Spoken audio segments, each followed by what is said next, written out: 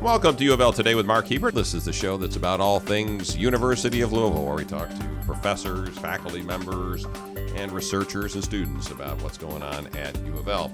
Before we get started with our first interview, I wanted to tell you folks about great news out of the University of Louisville. Once again, we had a huge number of Fulbright scholars. Those are prestigious international scholarships.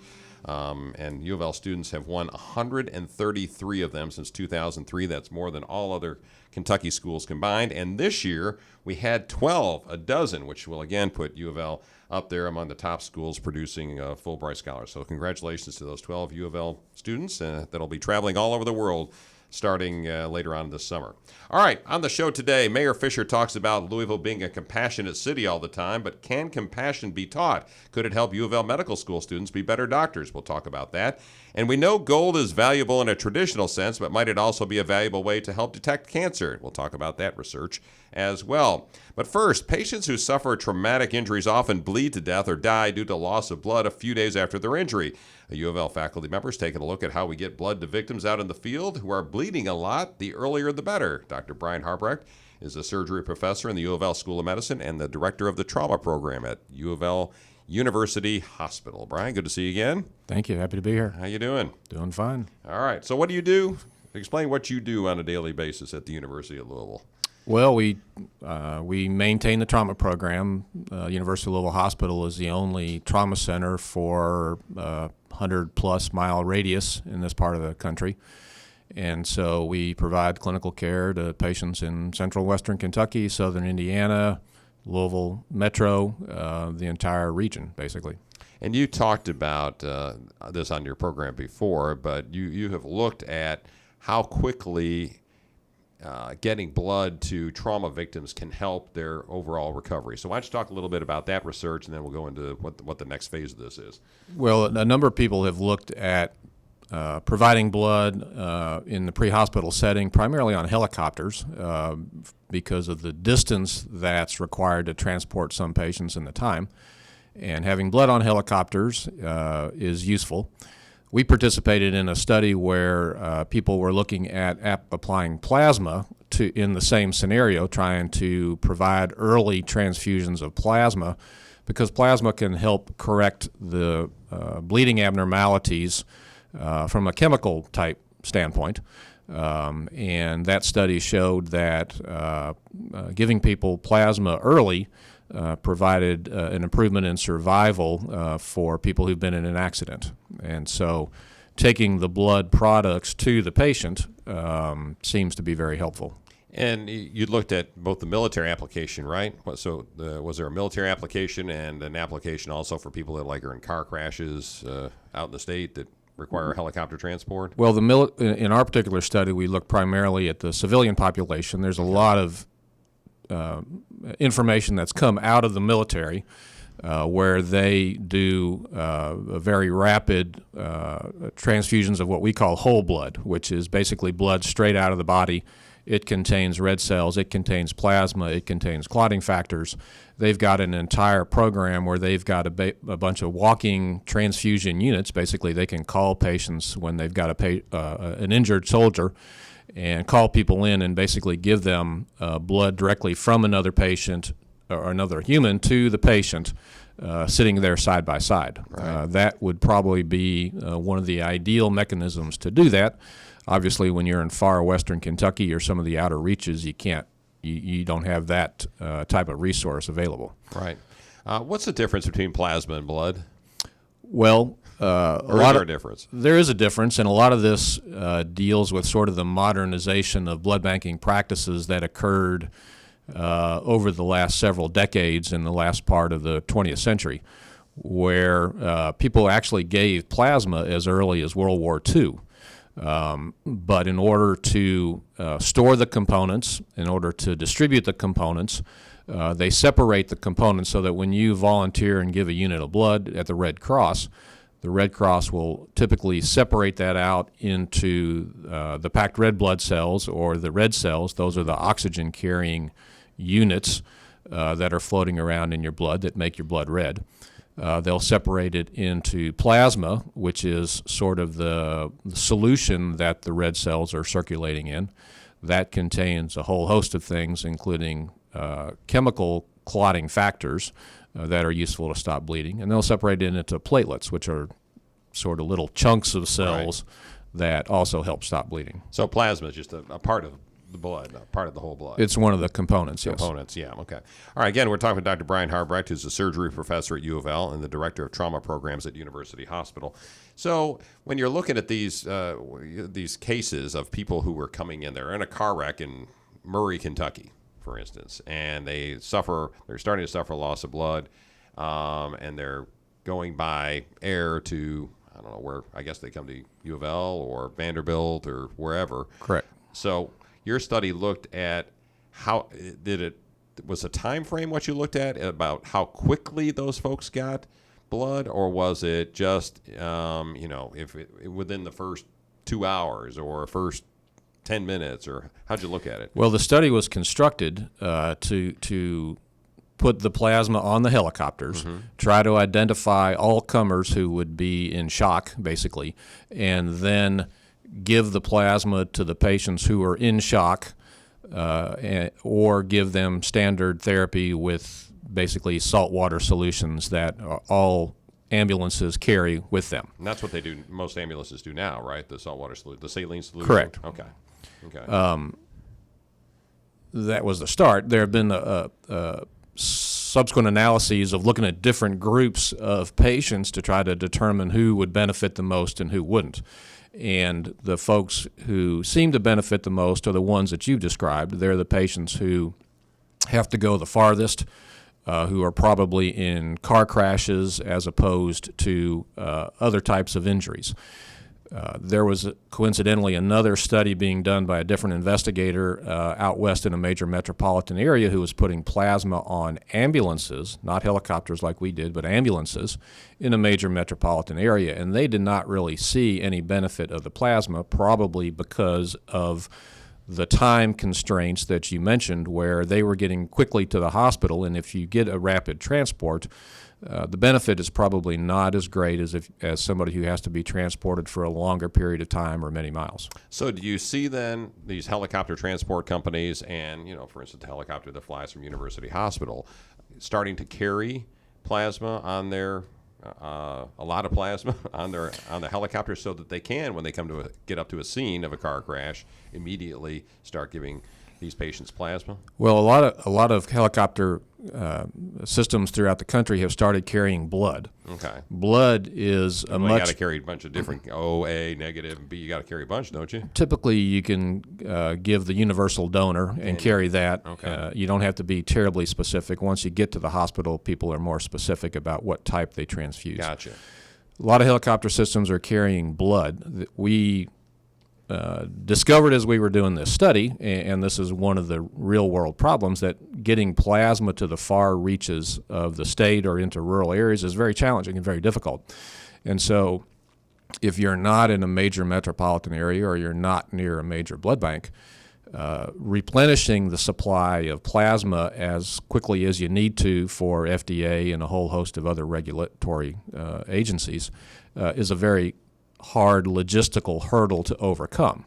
And so blood you can keep around for 40 plus days. Plasma you can only keep around, if you're keeping it fresh, for about 5 days. And so it makes it very hard to provide plasma on a regular basis in its current form to people in the far reaches in rural areas. Last question is something I probably should have asked earlier. What's the difference between a patient who is bleeding a lot at an accident scene, who gets plasma within 5 minutes, and what did you find for the patients who, it may take them, half an hour or something to get plasma immediately? What's the difference down the road for that, the history of that patient? Well, there's a substantial improvement in being able to correct coagulopathy early or bleeding problems early. There's a survival advantage. In our particular studies and in a couple of the derivations of the studies, we really did not see a difference in infection or some of the other long-term kinds of things, but there was about a 10% survival advantage to giving the products early. And it's, again, seems to be primarily in effect not for people who may be shot or have a short transport, but for people who have longer periods of time that takes them to get them to what we call definitive care or a trauma hospital to get their injuries Out in addressed. rural Kentucky, basically, is what we're talking about here in Correct. our cases, right? Okay. Dr. Brian Harbrecht, always good to see you. There's lots of talk these days about compassion and mindfulness and how it can have a stabilizing impact on our lives. Dr. Jon Klein is the Vice Dean for Research and a professor in the UofL School of Medicine. He's here to talk about compassion and mindfulness for doctors and students studying to become medical professionals. John, good to see you. Good to see you. Doing all right? Oh, doing well. All right. Well, let's start off here. What do you do at the University of Louisville? First of all, you've been here forever, right? I have been here my entire career. Which is never found a better job. I never found a better job. All right, so you seem to like it. So, what do you do? What's your job? So I'm by training, I'm a physician and a nephrologist. I'm a kidney specialist. So over the span of my career, I've taken care of kidney transplant patients and people with chronic kidney disease and hypertension, and I do that still at the Veterans Administration Hospital, like a lot of faculty members. Yeah. And then about 6 years ago, I don't know what got a hold of me, but I decided I would try administration. And so I applied for and got the job of Vice Dean for Research for the School of Medicine. And then I have a research lab, which is pretty active and it's funded by the National Institutes of Health. Okay. So, jack of all trades. Master of none. And master of some, perhaps. Some, perhaps. All right, well, let's talk about, and I've had Barry Kurzon on this show before, who you know, who's the Dalai Lama's physician, and he talked a lot about mindfulness and compassion and those kinds of things. So how does that, and you know him, I think you got him to the University of Louisville here at one point, didn't you? I helped, yeah. Okay. Yeah. So how does that fit in? What is compassion and mindfulness, and how does it fit into the training of the next generation of doctors and nurses and dentists and those kinds of folks? Well, I think most people go into medicine because they want to care for people. They have an innate level of compassion and empathy. And then the process of becoming a physician and then practicing, in many instances, decreases that innate compassion. And so the question, I guess about 6 years ago, in conversation with the administration at the medical school, asked the question, well, can you get that back? Can you teach people to be more resilient when they're under stress? And so I was introduced to a fellow named Dr. Jim Doty out at Stanford, who has developed with the Dalai Lama a center for the study of compassion and altruism. And he had developed a teaching program along with Thupten Jinpa, who's the Dalai Lama's English translator, and has been for 25, 30 years. And the program is compassion cultivation. And so I talked to Dr. Doty about it. I got trained and been teaching it to second and fourth year medical students for the last 6 years. We're talking with Dr. Jon Klein, who's the Vice Dean for Research and a professor in the UofL School of Medicine. And we're talking about compassion, empathy, and mindfulness programs at the University of Louisville, and trying to teach the next generation of doctors perhaps to be more compassionate. When we are talking about students that are, perhaps 20, most of them 25, 26 years old, in that general thing, they're excited, they're ready to go, they're ready to be doctors, and but at some point they're going to hit a wall, like we all do in all of our careers, where you become a little hardened to it. So how do you teach that 25 and 26-year-old? Hey, I can teach you some compassion, as you just talked about, but at some point down the road, you know what, you're going to suffer a little bit of burnout, you're going to get a little hardened to just seeing patient after patient. How do you teach them to deal with that down the road? Well, the first thing that we do for both them and the faculty is to teach them a little bit about how big a problem burnout is. And we can see that by the end of medical school, about 40% of the medical students have signs of burnout. By the end of medical school? By the end of medical school.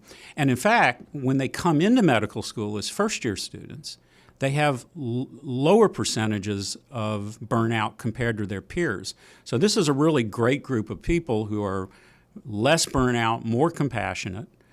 And by the end of the fourth year, because of the physical demands, the emotional demands of medical training. About 40% of them have burnout. And that same percentage continues on through... That's shocking to me that they just get done with medical school, 4 years? So they've been to college for 4 years, they've done medical school for 4. After 8 years, they're 40% are burned out. 40% have burnout as Symptoms. defined by a self-assessment tool Okay. that we administer to them, which tells us whether they're emotionally exhausted, tells us whether they've begun to objectify individuals and treat them with emotional distance, and whether they no longer have a sense of pride in what they do. Right. And that translates to their patients, obviously. So how do you get them past that? How do you work to get them past that in their training? That's a big question in medical training for students, residents, and now for healthcare systems that employ doctors. Burnout, there's a paper published just last month that indicated that the annual costs of burnout to the American healthcare system are about $5 billion a year. So it's about little less than $6,000 per physician employed in the United States every year is spent on the consequences of burnout, and whether it's absenteeism, whether it's complications of care because people are distracted. Dr. Tony Gansel, the dean of the School of Medicine, about 6 years ago described this as a public health crisis, and I think everyone around the country agrees. All right. So what's being done on the health sciences campus down at UofL to deal with this?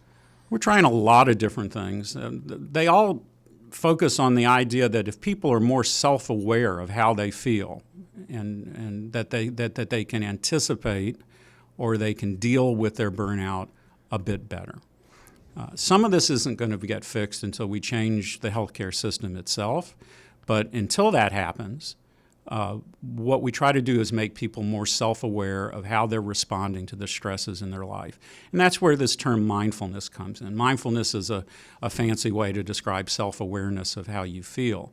And so we offer a lot of programs that promote mindfulness, which is the ability to focus and settle your mind and disconnect from the distractions around us. We are all so plugged in, and physicians and nurses in particular are increasingly plugged in 24 hours a day, 7 days a week. The ability to separate yourself from your electronics for just even 30 minutes a day. Yeah, good luck. Well, it's actually a challenge, but it can be done. Mm-hmm. And in fact, you can put an app on your phone that tracks when you shut it off. Yeah. So that helps. It helps. But what we do is we offer meditation, mindfulness meditation training for medical students and faculty. We offer a number of other meditation courses that are available. They can either be for the medical students, they can be for credit, or they can simply be something they do in their spare time. Are they taking you up on it? Oh, yeah. Okay. Yeah. And the response is very positive. What we need to do is increase the bandwidth in terms of the number of people we can reach. We're going to reach about a third of each medical school class per year. We would love to get to the point where in 4 years' time, all of the students take advantage of one of these various programs, whether it's meditation, Tai Chi, yoga. They all allow you to disconnect and settle your mind, which is really what this is all about. So to wrap this up, the message to folks who are going to be treated by a doctor trained at University of Louisville or a doctor who's currently at the University of Louisville is what, in terms of the compassion that they will show towards their patients and their ability to deal with the distractions and the burnout? That's exactly what we're trying to accomplish, is to develop physicians and faculty members both who are more resilient to the stress that is inevitable in medicine, better able to cope with that stress, and then focus on why they went into medicine in the first place, which is because they love being caregivers, and to never forget that. All right. Jon Klein, always good to see you. You don't like to throw gold around. It's valuable after all, but could it be used by doctors to help find cancer cells inside the human body? Marty O'Toole is a bioengineering professor at the University of Louisville, and he's been working on something interesting tying gold to cancer. Marty, good to see you again. Good to see you. All right, we got to get the most important stuff out of the way first. You play in a band. That's correct. What's the name of the band? We're called Hawks. Hawks, Hawks? That's right, like the bird. Okay, Like the bird. all right. So what do you play?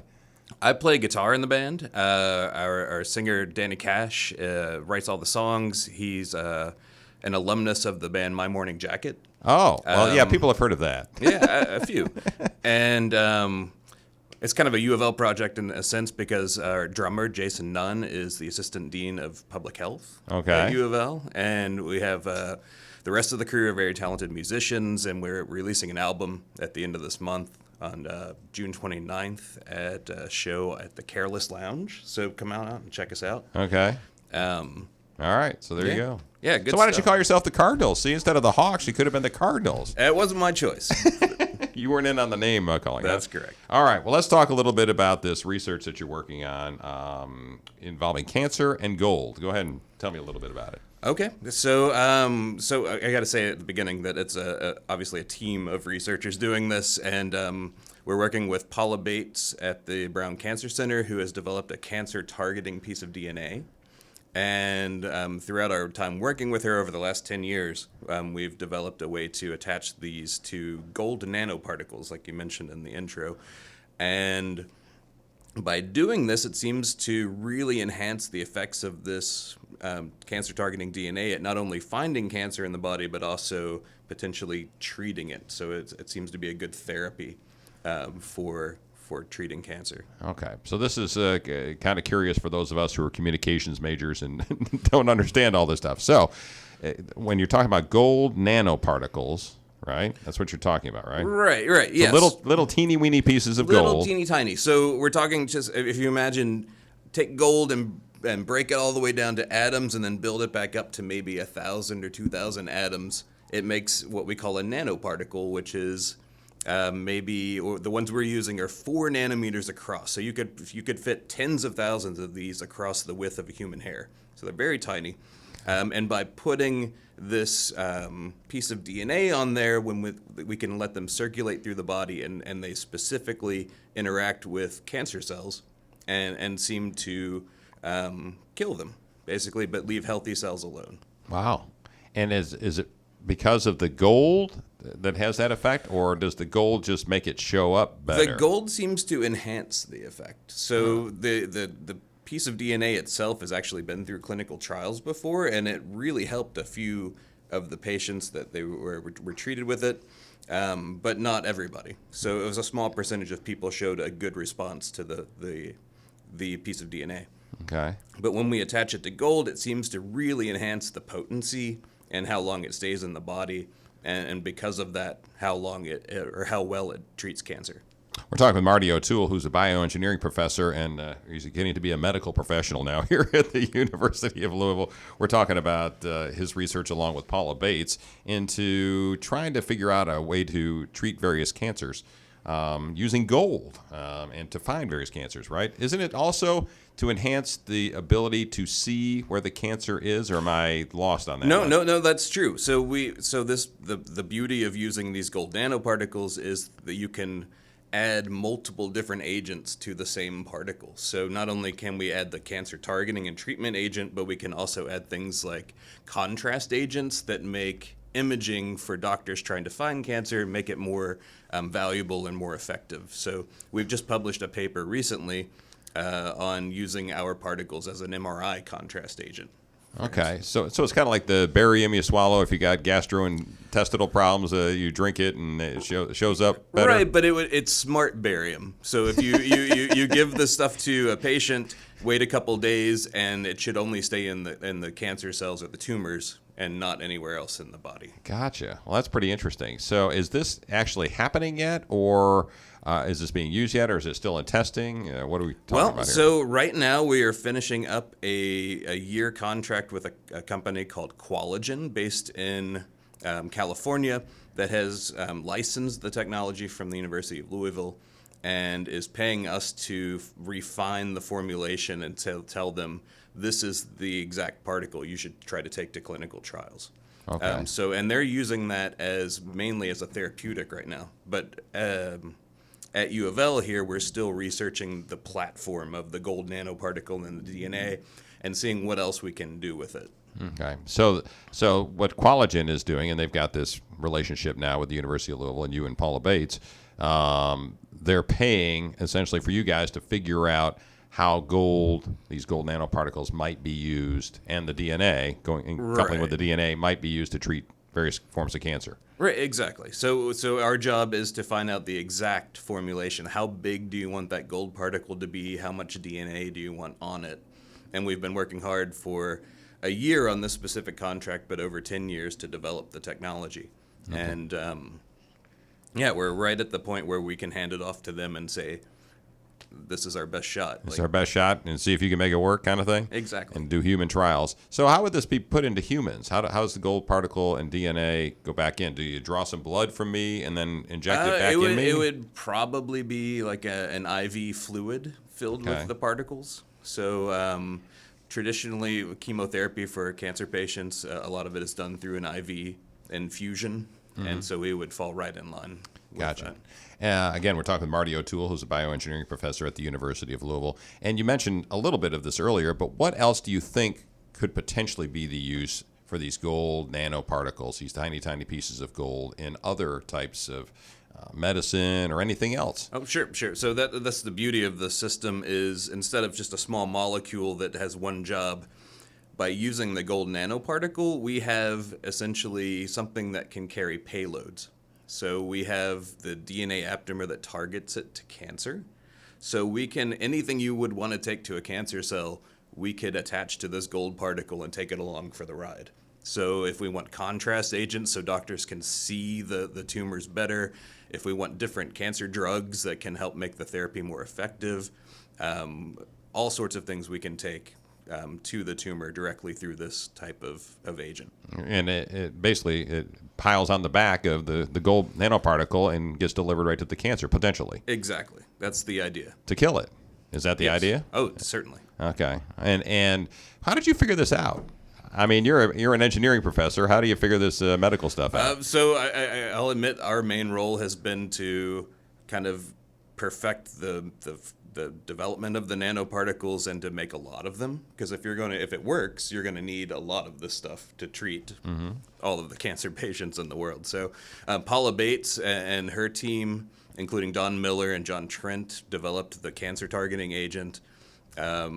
One of her postdocs, Tarek Malik, was I got to give him credit for developing the particles to begin with, and we've taken it over the last 10 years and kind of developed it into a potential cancer therapeutic that it is now. But good stuff from the University of Louisville. And Marty O'Toole, always appreciate you being on the show, Marty. Thanks for having me. Good luck with the band. Oh, thanks. The Hawks. There you go. Come on out and see us. Remember that name. All right. Thanks for listening to UofL Today with Mark Hebert, and go Cards.